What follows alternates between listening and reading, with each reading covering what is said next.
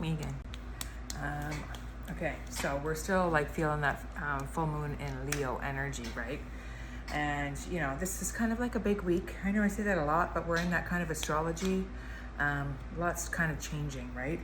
Anyways, so in 2 days from now, on February 3rd, actually, I guess it's tomorrow, but it's late at night, Uranus is going to be stationing to go direct in the sign of Taurus at the late degrees of Taurus, which is why we've been kind of seeing, like, you know, collectively in the world at large, like historic storms and stuff like that, because Taurus earth energy and Uranus causes disruption and chaotic disruption.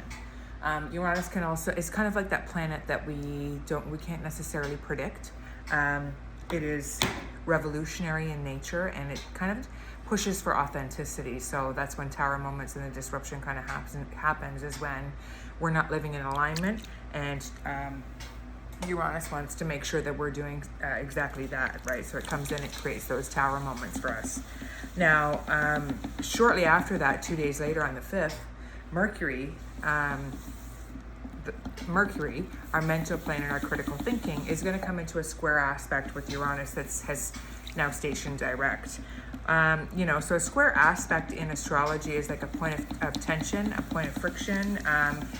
It causes actions. The two planets are not necessarily working in harmony together. So Mercury represents like our critical thinking. It can be like, you know, I'm sure y'all know when like they say, oh, Mercury is retrograding, and you know, communication kind of goes wonky, and we have tech issues and stuff like that. We can kind of expect similar type of energy in the sense of, like, it's obviously going to depend on which area of your chart that you have Taurus sitting in, and which area of your chart that you have Mercury sitting in is going to tell an individual story each, you know, that is, you know, basically the story that needs to be told in our birth chart, right? But collectively, we can expect to have news that kind of comes out of left field that we weren't expecting to hear.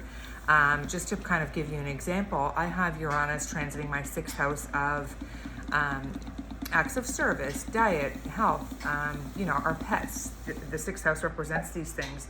And Mercury is transiting my 3rd house of my day-to-day commute. It could be going to the mailbox. It can be, it's siblings. It's things that I do on the daily. It's my car. It's my day-to-day chores that I do within the neighborhood.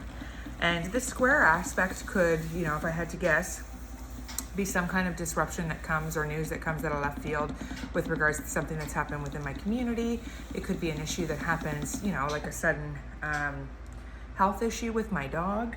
It can be some kind of like technology that goes down on me that's work-based, like my kiln. You know, like that's the type of energy that we can kind of expect to hear. And like I said, of course, that's going to be specific to your unique birth chart. You can go to astro.com and you can put in your birth information there, and it will generate a chart for you, and you can find out what area of your life this is transpiring in. You know, like right off to the heels of the new moon or the full moon in Leo, like where everybody's kind of contemplating what can no longer come with us, this is where the news comes out of left field. Once Uranus stations direct, we go from, you know, contemplating all of this stuff into taking action.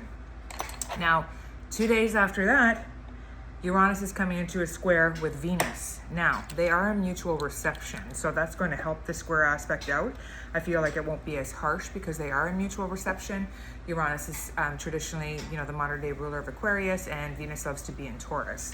So that's going to help that square aspect. But there could be news that comes, you know, out of left field with regards to our love life, how we're making money, or anything related to technology, as Mercury rules technology. Anyways, if you wanted to, you know, go over your specific birth chart and how these things are all kind of hitting you, you can book a reading with me. My link is in the bio. Anyways, till next time, guys.